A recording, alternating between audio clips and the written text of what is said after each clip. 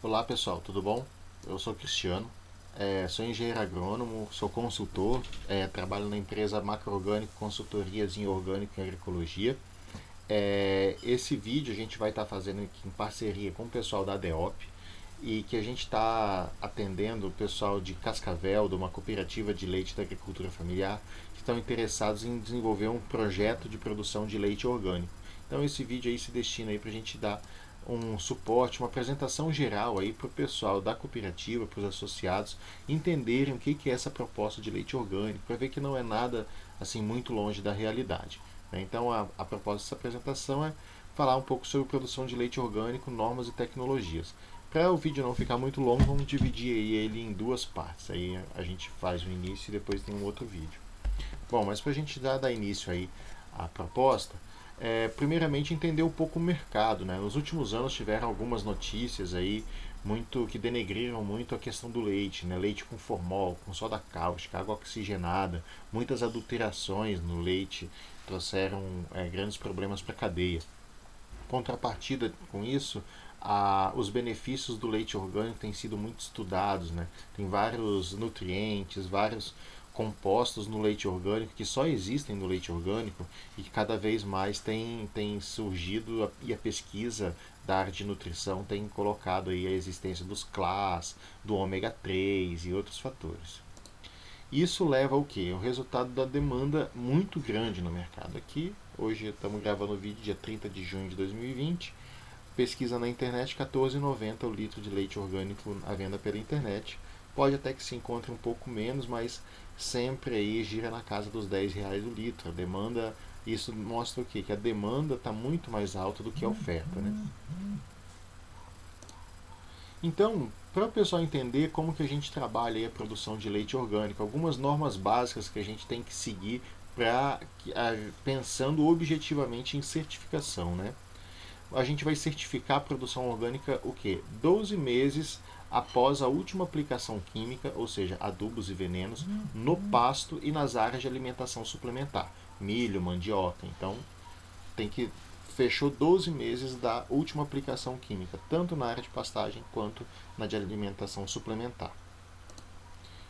Também as vacas vão ter que passar por um período de 6 meses antes da lactação das vacas, sem alimentos tratados com químicos e sem medicamentos veterinários proibidos. Ou seja, tem os medicamentos veterinários químicos e a alimentação das vacas também tem que ser de acordo com a legislação orgânica. As vacas têm que ficar 6 meses passando por esse tipo de tratamento com alimentos e produtos veterinários permitidos pela legislação orgânica.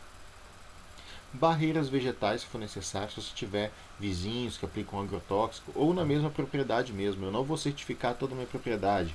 Tem uma área que eu produzo soja e que é convencional, então se for próximo da área de produção orgânica, tem que ser construídas barreiras vegetais ou algum tipo de sistema que garanta que a área convencional não contamine a área orgânica. Sem transgênicos na propriedade, isso é importante. O produtor orgânico ele não pode plantar transgênico na propriedade. Então, se você é um produtor que se certificou, você não pode estar plantando nem milho nem soja transgênico. Mas assim, tem um caso que eu arrendo minha propriedade. Então isso não é proibido.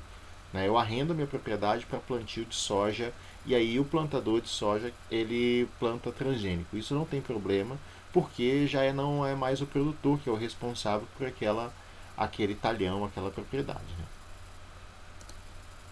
Outras adequações da propriedade, então, armazenamento de insumos, então o local que você vai armazenar os insumos convencionais, que caso ainda se utiliza no momento da certificação, eles têm que ser rigorosamente guardados em local controlado. Outra questão também é lixo, né? As propriedades orgânicas elas têm que ter um controle e uma destinação adequada de lixo e de esgoto também. Então, tanto esgoto de pia quanto do banheiro, todas elas têm que ter um tratamento adequado. A gente tem que fazer um trabalhinho dessas adequações. Então, de forma bem grosseira, essas são as principais normas aí a serem seguidas. Então agora a gente fala um pouco e também a questão da documentação. Né? Aí tem os documentos que tem que ser preenchidos, tem que ser mantidos preenchidos pelo agricultor ao longo do ano para poder ter o certificado de produção orgânica. Vamos falar mais aprofundado sobre eles. Bom, agora falando um pouco mais sobre a proposta técnica em si da produção de leite orgânico. Tá, a gente entendeu que não pode fazer, mas como a gente vai fazer isso? Aqui a gente tem um gráfico que a gente mostra o quê? Aqui são os meses do ano. Ao longo do ano, a pastagem ela tem uma época que ela dá alta produção, depois ela cai essa produção, depois ela volta a crescer. Geralmente é o que? No verão a gente tem aí um grande volume de pastagem, muitas vezes tem até sobra de pastagem e perda da qualidade da pastagem porque ela está passando do ponto no verão. E no inverno a gente tem baixa pastagem, então a gente tem que trabalhar com essa flutuação, né?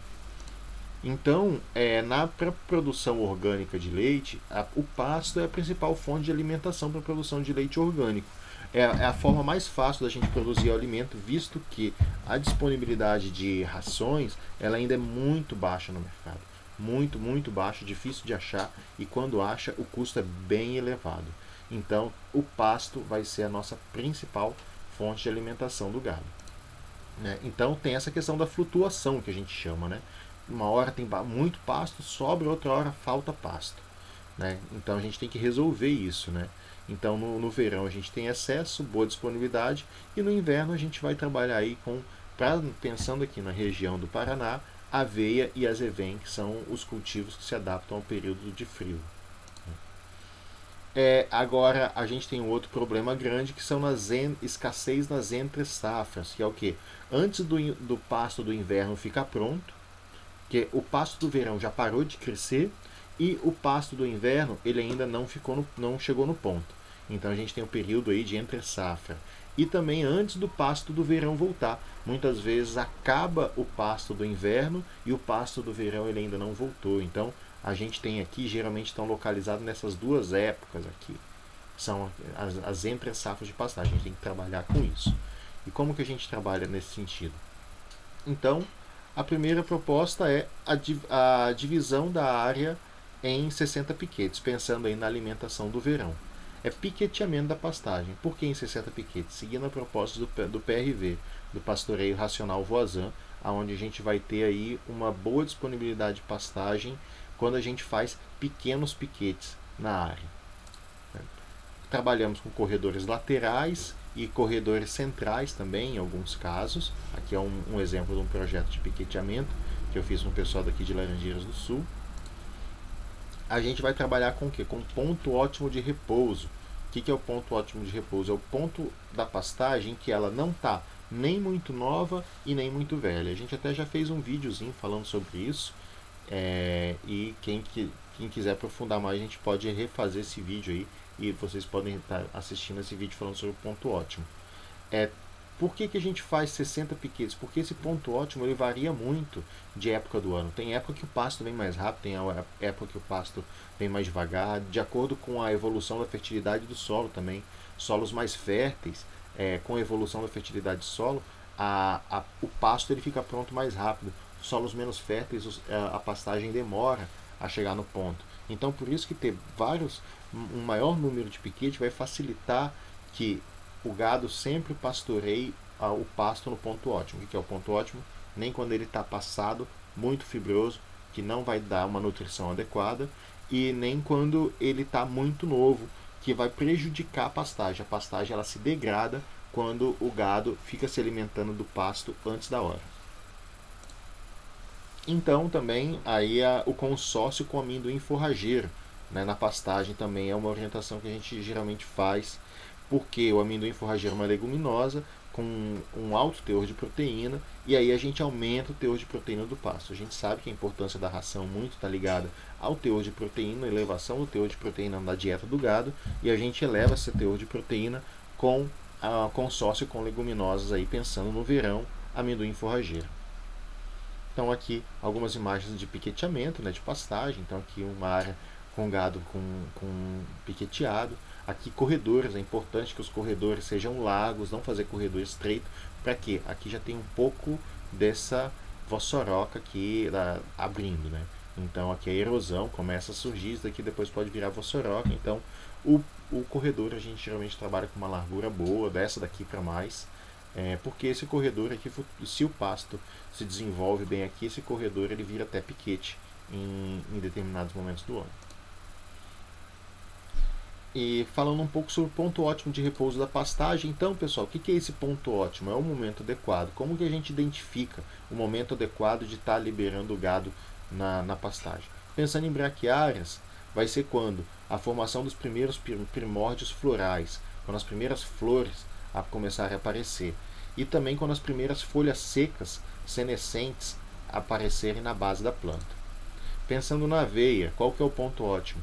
Quando também acontecer a formação dos primeiros primórdios florais, as primeiras flores começarem a aparecer na aveia também. Nas pastagens do gênero pânico, né, no caso Mombaça, Tanzânia, outros aí, o ponto ótimo é quando as folhas dobram-se sobre elas mesmo, ou quando elas formam a canela de veado, que elas começam a formar aquela canela. Aqui faltou um pouco também a parte das Tifton, né? Então as Tifton, os Hermatras, os do gênero Cynodon, os pastos de gênero Cynodon, eles também são identificados quando formam os primeiros estolões, aquelas primeiras estruturas reprodutivas. Quando começam a surgir os estolões, a pastagem ali do gênero Cynodon está chegando no ponto ótimo dela. No caso do verão, o que a gente faz quando sobra pasto? Uma prática pouco feita é a produção de feno. Pessoal, o feno ele vai ser um alimento, vai ser muito importante, principalmente nos períodos de entre safra. Então, a gente utilizar aquele pasto que está passando do ponto e trabalhar ele com feno, geralmente acontece no verão, a produção de feno. E no inverno, como que a gente vai fazer a alimentação do gado? Com pastagens de inverno também, e aí principalmente a aveia, o azevém e a ervilhata. Enriquecer essa pastagem de inverno com leguminosa também. A ervilhata é uma leguminosa de alto teor de proteína, produz bem aí nas regiões do Paraná, então ela é uma ótima alternativa, tem um custo de semente um pouco mais alto, mas o resultado produtivo dela é muito bom. E aí, ainda seguindo, pensando na alimentação de inverno do gado, falando sobre a silagem, permanece sendo aí uma ótima alternativa para a produção de alimentação de inverno. Ah, mas a silagem de milho não transgênico e a silagem também tem que ser orgânica, ou seja, não vamos utilizar agrotóxico. Aí surge sempre a primeira dúvida do produtor, mas como que eu vou limpar esse milho? Tem várias alternativas no mercado, desde uma adaptadora de roçadeira, que é esse equipamento aqui que você coloca na roçadeira e ela vai roçar e você limpa a pastagem de baixo custo aqui. Uma rápida pesquisa na internet, R$320, então até menos que isso você consegue, às vezes um pouco mais. É um equipamento que você vai fazer a limpa do milho para você, que aí um dos problemas é a limpa, né? Desde equipamentos tratorizados, então já existem aí no mercado também vários equipamentos que fazem a limpa das linhas de culturas orgânicas, né? De grandes culturas, milho, soja, mandioca. Então tem esses tipos de equipamentos aqui que também podem estar sendo adquiridos por cooperativas, associações, né? Para fazer as limpas. Também ainda na questão de pragas e doenças da alimentação de inverno, pensando em, mas vou produzir milho, a limpa tudo bem, agora para controlar as pragas e as doenças do milho, então existe aí o dipel para controlar as lagartas, que são aí os principais problemas do milho, que funciona bem, você vai trabalhar com aplicações preventivas, você não vai deixar a lagarta do cartucho aparecer, a lagarta do milho aparecer, para trabalhar com ele. Tem, além do dipel, uma vasta linha de produtos biológicos permitidos para a agricultura orgânica. Né? Tem muita coisa saindo no mercado aí, desde microvespas, parasitoides, fungos, vírus. Né? Tem muitos produtos no mercado aí para controlar pragas e doenças. Além de muita coisa assim que a gente, em áreas, pensando em um alqueire, 2 alqueires, a gente pode resolver muito com produtos feitos em casa. Produtos à base de cinamomo, produtos à base de mamona, arruda, biofertilizante, usar a urina de vaca, macerado do próprio inseto também funciona muito bem. É uma alternativa aí para controlar as pragas e doenças que a gente pode estar desenvolvendo melhor esse trabalho com vocês. E suplementar a alimentação, né, para a gente não ficar só naquele leite produzido pelo pasto e pela silagem. Então também o plantio da soja orgânica para você produzir aí a ração numa associação, numa cooperativa ou próprio produtor, né? E usando aqueles mesmos princípios, controle biológico, controle com produtos caseiros, a limpa com equipamentos mecânicos, a limpa com plantio direto, com palhada também, a limpa da área com palhada, né? Aqui o caso da mandioca também é uma alimentação que suplementa bastante o gado, tanto utilizando as raízes quanto as ramas e as folhas de mandioca. As raízes da mandioca têm um teor de energia altíssimo e as ramas e as folhas têm um teor de proteína também muito alto. Então a gente eleva muito a produção do leite para além daquilo que o pasto pode estar fornecendo com a mandioca, e a abóbora também tem sido utilizada por muitos produtores orgânicos pela facilidade de produzir. A gente trabalha com aquelas variedades de abóbora gigante, de alta produtividade, para estar suplementando a alimentação do gado. E uma dúvida também que o pessoal sempre tem: vitaminas é permitido? As vitaminas são permitidas desde que não contenham substâncias proibidas. Então a gente vai estar sempre verificando e orientando quais vitaminas podem ser utilizadas antes do produtor que está indo para a agricultura orgânica usar. E o sal mineral, sim, permitido desde que não contenham aditivos nem substâncias proibidas. Bom, pessoal, basicamente aqui então, para esse primeiro vídeo seria isso. E seguimos aí falando sobre a produção de leite orgânico no próximo vídeo. Valeu, até mais.